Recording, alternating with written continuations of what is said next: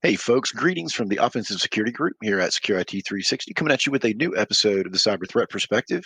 You've got Mr. Spencer here, as well as myself, Brad.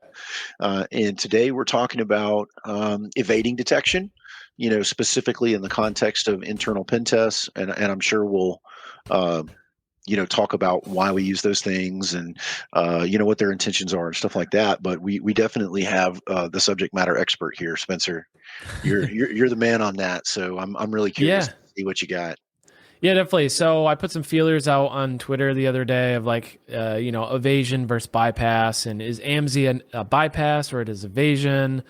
Some people thought I was just kind of like, engagement baiting and stuff like that. But I was generally curious on what people's perspective are, their points of view on this topic, because I think it's quite nuanced. I think it's quite deep. I think some people will toss it up as just being a formality and just focus on catching bad guys, but I think there is a lot of nuance to it. I think it's helpful for pen testers and offensive security folks, but also really defenders to understand what is evasion, what are common techniques used for evasion, how do we think about this, how do we detect those things, what does that look like, so that when they're buying security products, when they're talking to vendors, when they're talking to pen testers, they kind of have an idea of what they're getting into in that conversation and what to expect, and just overall have more intelligent conversations about it. Because I think it's something that is often talked about in pen testing and red teaming in the offensive security space. Yeah. Evasion is like a cornerstone of OffSec. And it's talked about a lot at nauseum even, and it's even debated quite a bit. But we don't hear those same conversations for IT people, right? I don't, Yeah. I've never gone to a conference and an IT person has been like, hey, let's talk about evasion. And it's not something that's really talked about a lot. So I thought this episode would be a good, I thought this would be a good episode to kind of talk about evasion at a high level. And talk about the methods and kind of techniques that are used for evasion. And we'll see when we get in an episode, it's not just EDR evasion or, whatever XYZ evasion or bypass. I'm really talking about evading defenses, evading defensive controls. Okay. And talk about like I said, the common techniques that threat actors use. That I use on internal pen test, and by me, I'm kind of a proxy, right? I look at what threat actors are doing and I try and implement those techniques because they're using them. So caveat, I'm just one person, right? We do things, particularly internal pen testing, we do things pretty uniquely, I think. So take that with a grain of salt and caveat. And also the other caveat before we get started is, I'm just talking about internal pen tests. I'm not talking about red teaming or other kind of forms of offensive security. The reason I mentioned that is although we do include some stealth in our internal pen tests, I know a lot of other firms don't. I know it's kind of varied. It depends on the client. But some people really consider pen tests to not be very stealthy. So the caveat here, when I talk about, us evading defenses on internal pen tests, that's why, is because we do incorporate some stealth into the engagement to provide value to the client in those certain ways. So hopefully this episode, sheds some light on the topic, helps the defenders understand things, various different evasion techniques, and we just talk about it in general. So yeah, that's the preface. That's a 2-minute preface to this. No, I love it, man. So, the biggest question I have, and it's not really, part of the pre-show, but why? Why evasion? You mentioned that it's not really a big part of a lot of offensive security operations, and that's true, right? So when we're talking about things like external pen testing or web-based pen testing, there are occasionally some evasion aspects, right? So like, for example, if we are trying to get a malicious file to upload and it keeps getting bombed, we might have to do some evasion, but it's not a core tenet of that particular offensive engagement. Why do you think it's so prolific's not the right word, but why do you think it's so relevant and maybe even controversial for internal? Yeah. So obviously, once you get inside, I personally think it's much harder to avoid detection, right? I think defenses have gotten really good. EDR has gotten really good. Network security monitoring, or kind of like the non-endpoint monitoring, is getting better. There's identity monitoring. there's a lot of things now, and defenses have gotten a lot better. So that's kind of raised the bar, so to speak, for attackers, right? So not, they can't just, and this is going to be controversial too, maybe, but many threat actors in I would say a moderately sophisticated environment cannot just run Power Review and run Mimikatz and like dump the SAM database and kind of like pivot and pillage their way through the network. It's less and less common, especially if you're kind of up to date on this stuff. So threat actors realize they need to avoid detection to accomplish their goal, right? If they get detected early on, they're not going to be able to deploy their ransomware. They're not going to be able to exfil sensitive data, right? So it's a core tenet of internal network security and internal operations and offensive security, because threat actors realize that, hey, we're getting detected more. We got to stay undetected if we want to achieve our goals and reach our payday. And it just is the nature of the beast, right? You don't have EDR externally, right? You don't have EDR on web apps. Now, with web apps, you do have web application firewalls, and I think that's more in play for detection, but it's very unique for internal network security. Yeah, I agree, and I think that the proliferation of you know, evasion and bypass is a downstream of us changing how we do pen testing, right? Because, Yep. for example, if we do traditional network pen testing where you ship a Kali box and drop it on the inside of environment, you can pretty much run whatever the heck you want to run, Yep. and you don't really have to worry about endpoint security. You obviously have to worry about other things, but but even in a lot of cases, getting caught early is just like a note in the report. It's Yep. not detrimental to your ability to perform the job. Yep. Whereas with an assumed breach model, it very much is. Like if you don't have the ability and the skill set to do bypass, techniques, Yep. then you just don't do the pen test, right? And I've heard that argument from people, Yep. and we can debate on whether it's right or wrong. I don't really have a Yep. stake in it, but I've heard other pen testers say, yeah, we do traditional network pen testing because we don't want to fool with EDR Sure. or fool with the security mechanisms or the stack on the endpoint. So without derailing, I know I've already derailed you by like 5 minutes, and I Yeah. No. apologize, No worries. but I think the preface of this is important because a lot of people Yep. would just be like, well, why? Yeah, and some people will say, this is kind of a self-fulfilling prophecy, or this is a problem that is exacerbated by red teams. Some people have that opinion that offensive security tools and these evasion techniques is kind of precipitated by red teamers for the sake of doing better red teams. And there's a lot of debates back and forth on that. But mainly what I wanted to kind of dig into during this podcast is we're on an internal pen test. We want to provide value to the client in that we want to figure out at what threshold level, right, our activities are going to get detected. And that's where some of this comes in.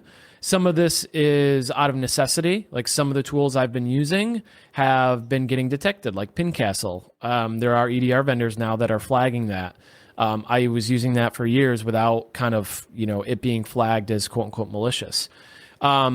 I do want to call attention to a couple resources that I thought were good in kind of researching for this episode. One is it's a Latin phrase, evadere classifications. Mm-hmm. Great article by Jonathan Johnson. I highly recommend checking that out, and I'll put links in the show notes for that. But that's a great blog post on the topic of detection and response, or evasion as it relates to detection response. I do want to call attention to also MITRE ATT&CK, because I think MITRE ATT&CK is kind of the direction I'm going for this episode or this idea, and that's more control focused. That's defense evasion. That's a MITRE technique category, right? Tactic, if you will, and that's very control focused. And I think that's very different from the detection response focus. So when we're talking about evasion, there's a number of different paths you can go with it. Then the third resource is Atomics on Friday. The folks over there have great, Michael Hag and his co-host there have a great podcast or episode about evasion and bypassing, and that's more EDR focused. So really good resource for people to check out if you're interested in digging into this more. That being said, I wanted to start with the MITRE definition of evasion, or defense evasion, if you will. So MITRE defines it as defense evasion consists of techniques that adversaries use to avoid detection throughout their compromise. So you can see the whole goal is avoiding detection, but the tactic, if you look at the tactic on the MITRE website, a lot of those things are control focused. So that's where I wanted to start, is control focused, looking at evasion and kind of talking about some of the things that we use to not only I'll mistakenly use that phrase, evade EDR, evade the SOC, but also evade defensive controls, like using one method in order to avoid something over here. So, yeah, no, I love that, and I think, whether or not we delve into the debate on its relevance, and its, I think you cannot debate its value, right? And I think you're going to touch on a lot of this stuff. So Yep. so I'm just along for the ride here, man. So yeah, and even though and another caveat, there's a lot of caveats when it comes to this kind of stuff. It's like caveat this, caveat that, but just because we evade something or we bypass something or we tamper with something doesn't mean that detection is impossible, and it doesn't mean that all hope is lost and identifying an adversary is unlikely. I think it's very much not the case. I think what I'm going to describe, what we're going to kind of chat about, are more or less discrete things that were kind of avoided, right? Signatures, or just a specific behavior that was avoided. And I think avoidance is a big topic in evasion. And that's mostly what I like to rely on in internal pen tests. Yeah. And we'll go through the tools and kind of the techniques or tactics, if you will. And so just for clarity, when we start talking about delineation between evasion and avoidance, right? Avoidance is just going somewhere where it's not, right? And so I like to probably create an analogy here, and it would be like if the exterior of a building is covered up with surveillance cameras, find an area that's not, and that's your approach, right? And so that's a similar type thing as what we're talking about. So it's not that the security cameras are ineffective at all, right? Yep. Like we're not advocating you tear down your security cameras because there's a gap in coverage. What we're advocating is maybe an increase in coverage, or maybe an alternative method of detection. Yep. So just to put that in simple terms, they are in the same category, but they are in fact different. Yeah. Yeah, and that's a good point. And I think of evasion as the high level category, right? If you were to look at it in like a org chart form, right? You have evasion or defense evasion. Then you have all the sub techniques, right? That fall below that. So the first one is just using known good or trusted tools. I think that's no surprise. So an example of this would be using AD Explorer, right? Which is a known good tool, quote unquote, trusted tool. Ping Castle is another example, although there's caveats to that one. Locksmith, and of course, LOL bins, right? LOL bins, living off the land binaries in the Windows world is very common, right? We'll see attackers use CMD, or they'll use PowerShell, or they'll use, typical LOL bins to perform actions. So the benefits of that are many times they're signed. So in the case of Ping Castle and AD Explorer, they actually have code signing certificates. So they're signed and trusted by, the providers. In the case of AD Explorer, it's Microsoft or sysinternals, and they're trusted. They might even be in allow lists. So that's the first kind of technique, and it's not the most sophisticated by any means. Sure. But, Ping Castle is been in a number of threat reports as being used by threat actors. And we've been using it for years without any, alerts or any EDR, AV vendors kind of complaining about it up until just recently. So that's the first technique that I use, and something for defenders to look out for is the use of those tools on hosts, that are atypical, right? If it's not an IT admin's machine or something like that, maybe that should be suspicious. Yeah, it's one of the reasons that we focus on servers and jump boxes, right? Is a lot of the tools and access that we would love to have or that we would otherwise try to obtain on a workstation, are already there Yep. on others, especially jump boxes. Those are particularly enticing. Um, Yep. so, and if you don't know what that is, it's basically where admins stage tools so that that machine is usually, or that system is usually Yep. whitelisted or has access, is used to doing things that are reserved for administrative functions. Yeah, So, I love finding IT admin servers or management servers because I'm like, what tools are they using? Because I want to right, know, like, yeah, if they. And one of the things I'll do actually is if they have like a putty executable on their share, or if they're using, Wireshark, or if they have, what's another good example that I've seen recently?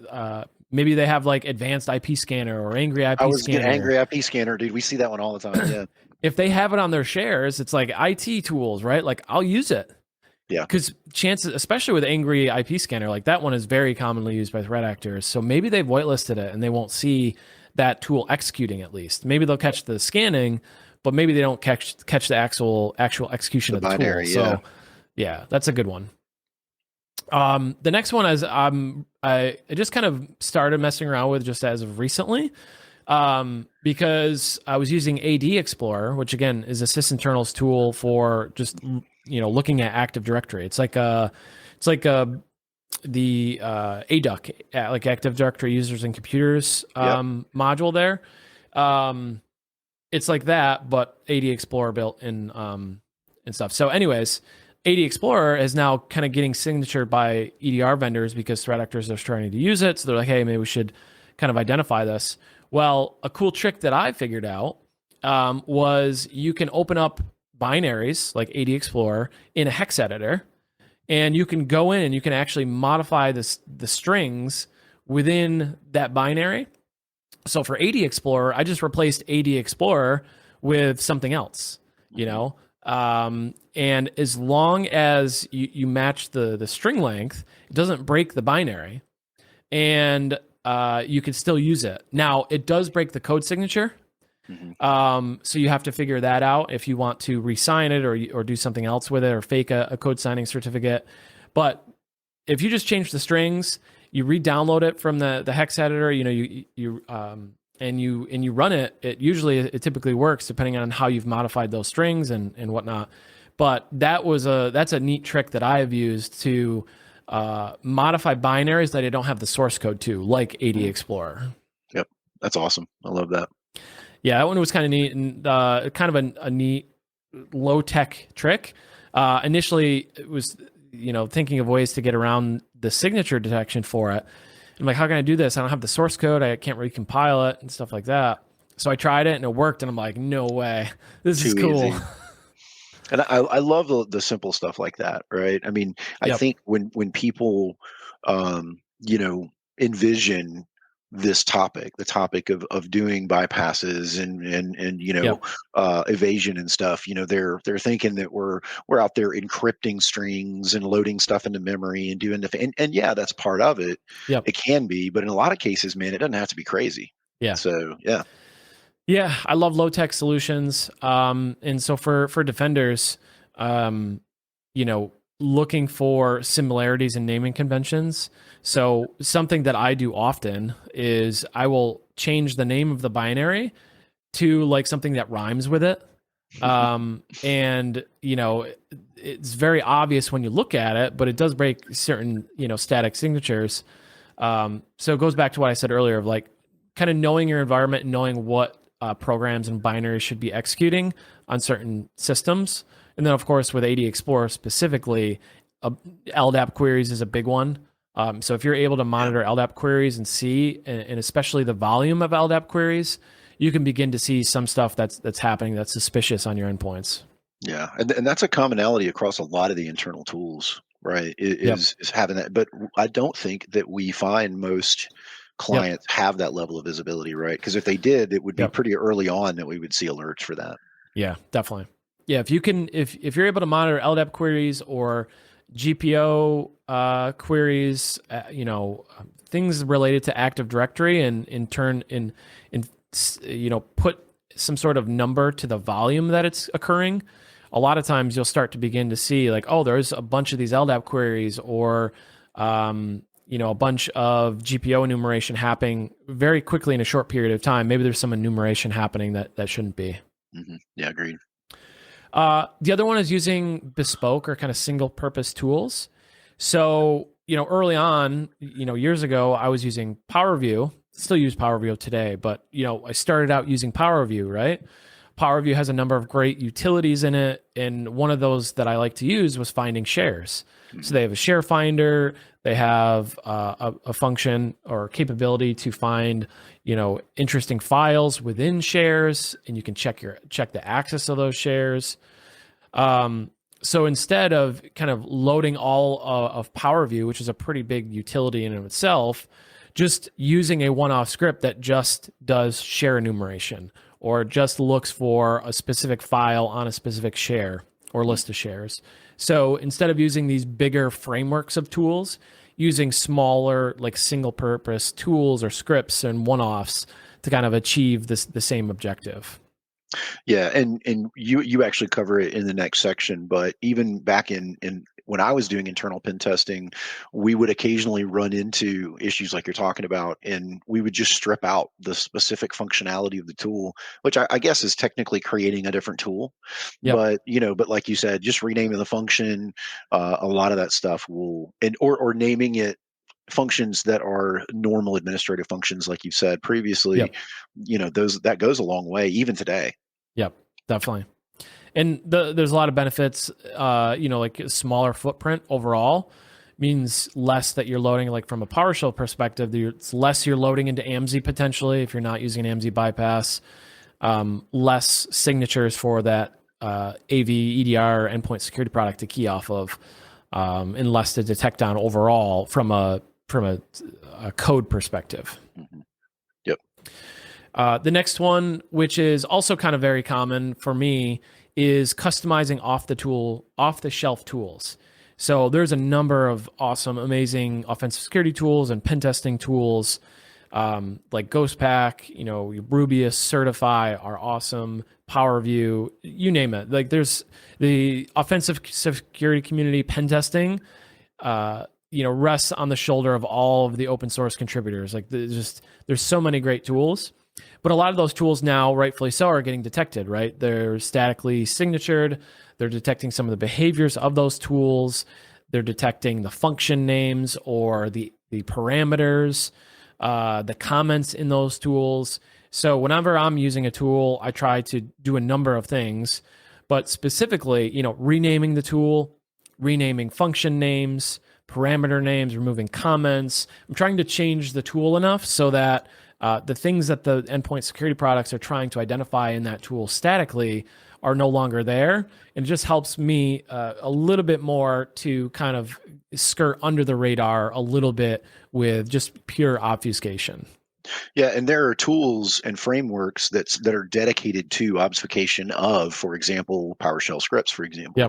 Yep. And I mean, like I said, even when I was doing internal pen testing, you could run it with a couple of parameters and it would triple obfuscate and Yep. strip comments, and then the functions would be random names. So it's been Yep. around for a while, but it's still effective. Yeah, and one of the things I love is that the obfuscation tools are themselves being detected, right? Yes, like they are. Everything, nothing is, there's I think there was a quote about randomness, but, a lot of randomness is not necessarily always perfectly random. Mm-hmm. And, when people create tools, there are probably certain algorithms or certain methods that they use to derive, obfuscation. So, for example, base 64, that's a known computational thing that you can identify. If you reverse a string, that's also something that you could potentially, write algorithms to identify. So there's all these certain algorithms and kind of ways you can obfuscate strings and data that themselves can be signatured. So that's something that you have to keep in mind as well as a pen tester, but also helpful for defenders, because one of the ways that malicious tools can get detected is through the entropy. Yeah. So if you're obfuscating or you're encrypting a lot of data within your tool or your script or whatever, the entropy is going to be higher on that. And a lot of endpoint security products will identify high entropy as being suspicious because of that. So that's a double-edged sword for pen testers and great for defenders, because if there's a lot of entropy or if there's too much obfuscation or encryption, that can help identify that stuff as being suspicious. Yep, exactly. So it's atypical for the most part to have a ton of encoded or encrypted strings, in a binary or even in a script. And so Yep. seeing that in and of itself may be an indicator, like you say. Yep. Yeah, and obfuscation of itself is a really big topic. You have just the different ways you can obfuscate, the different methods. I mean, I've seen some really crazy stuff, and I'm sure you have too, is like using Pokemon character names to obfuscate, shell code and like all sorts of really crazy stuff. And you could be as creative as you want. Like you could write some sort of algorithm that takes, the characters of Harry Potter's wizarding world, right, and obfuscates your script with that. Yep. So lots of creativeness you can implement there, but also a very deep subject and something that can be very fun if you have the time to do it. But it's definitely something that I employ. So if you see a tool that I use in a report, or it's got a funny name, especially because I like to use funny names, that's one that I've obfuscated. Yeah. My go-to is Phineas and Ferb, like Yeah. the innators, from Yeah. from the villain in that show, and, Yeah. and stuff like that. We'll use that a lot in our Yeah. tooling and stuff. So And if you've gotten a pen test from me in any time in the last few years, you will see screenshots and tool names that are funny things, that are rhymes or kind of just funny things in the report. So little Easter egg, if you've done a pen test or you plan to with us, like look for those funny names, and we'll give you a prize or something if you call them out. Yep. Fair enough. The next one is removing / modifying features. So when I think about this, I think of tools like PowerView or tools like Rubius or Certify, big kind of framework-oriented tools. You can go into that tool and remove the functionality that you don't need. So, for example, with Rubius, there's a number of different features in it. One of those features is to curb roast. So you could go into the Rubius, download the Rubius code, and strip out everything except the Rubius functionality for that tool.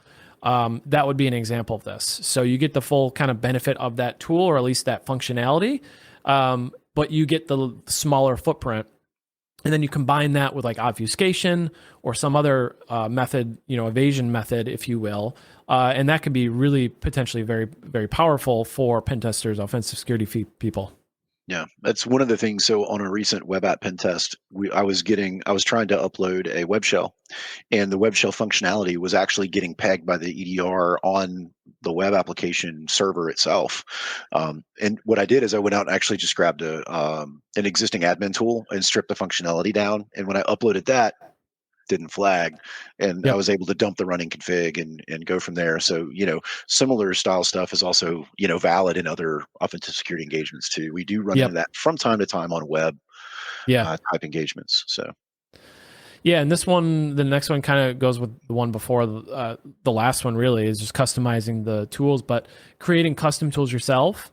So in the cases where there are certain features that are difficult to remove from a tool, or let's say you don't want to go through the process of stripping out everything from Rubius to just use one component or something, you could create your own tool, right? And we've done that in a number of instances where we just want full control over the design of the tool, over the naming conventions, and it's just more or less easier just to start from zero than it is to strip everything out or kind of really customize everything in the tool to get it to fit your needs. Yeah. Sometimes it's just better to start over, and you can implement it. Implement the tool, design the tool, create it how you want it, and how you best see fit for that purpose. Yep, makes perfect sense. The last couple are kind of less so monitoring focused, I guess, but in still some ways. But going old school, I call this kind of maybe low tech, because if anybody knows me, I'm a big fan of PowerShell. I use PowerShell extensively on Pentests. Same with C Sharp, just because they work so well in the kind of the Windows world that I'm living in for pen testing. So a lot of times an AMZ and an ETW bypass plus like a PowerShell script or a PowerShell tool or a C Sharp tool that I've obfuscated works surprisingly well still. It seems that the traditional C2s, the process injection, and kind of like the newer quote unquote methods of evasion and kind of just new tech, if you will, for offensive security is more highly monitored or more sought after from endpoint security vendors than the traditional stuff. And traditional being like, PowerShell, patching AMZ and running PowerShell, what I would consider traditional. So not necessarily old by any means, but I consider that kind of old school or kind of low tech solutions, because a lot of providers still, once you kind of patch AMZ, and if you're kind of obfuscating your stuff in memory, at least, or just changing names and kind of doing some obfuscation, it can be relatively straightforward to kind of skirt by some of those things, at least initially. Yeah, and I mean, AMC bypasses, I think they came out in 2009, right? Like, I'd have to go back and look, honestly. I don't it's been remember. around for a long time. As old as Windows 10, so Yeah, it's been around for a long time, and like you said, what I've at least noticed from a trend in the industry is that we do tend to chase the newest, sexiest, coolest thing, and that goes a long way for EDR folks as well, right? yep. So they're not spending their cycles going back and looking at 2011, 2013 tools, and so if they're still effective, man, you can absolutely reach back in time a little bit and pull in some of those older tools for that purpose. Yeah. Yeah, I was just trying to do a quick Google search to see when AMZ was. Yeah, it's something I should know, but just for whatever reason. Yeah, but let's see. Yeah, AMZ, I don't see a start date for it. Yeah, somebody can comment on this episode or let me know and educate me, because it's something I should know. I'll have to look it up, but it sounds about right. I mean, I know obviously, so AMC was introduced with Windows 10. Mm-hmm. So that around then makes sense. It's been enhanced since then to include other things like WScript, .NET, things like that. So the second to last one before we wrap up is just avoiding certain techniques altogether. Right. So one of the things that I think is personally very frustrating from a pen test perspective and offensive perspective is that SAM dumping and kind of more or less dumping credentials from a machine has gotten very difficult without detection. So SAM dumping, if you're trying to dump LSAS, trying to access those protected regions or locations on a Windows machine has gotten very difficult because EDR vendors are getting very good at detecting that. And not even detecting tools, which they will detect, but the behavior, right? If you're opening a handle to LSAS, or if you're using a common technique or one of the known techniques to dump LSAS or to get the SAM database, those are highly detected right now. So I will just avoid doing that, right? If I'm on a host with EDR, I'm probably not going to be able to dump the SAM database without being detected. So I'll look for other methods to achieve the same goal. Maybe I'll use token duplication, right? If there's a user that's running a process on that same machine, maybe I'll try and impersonate that user or use some other method to achieve that same goal if I can. Right.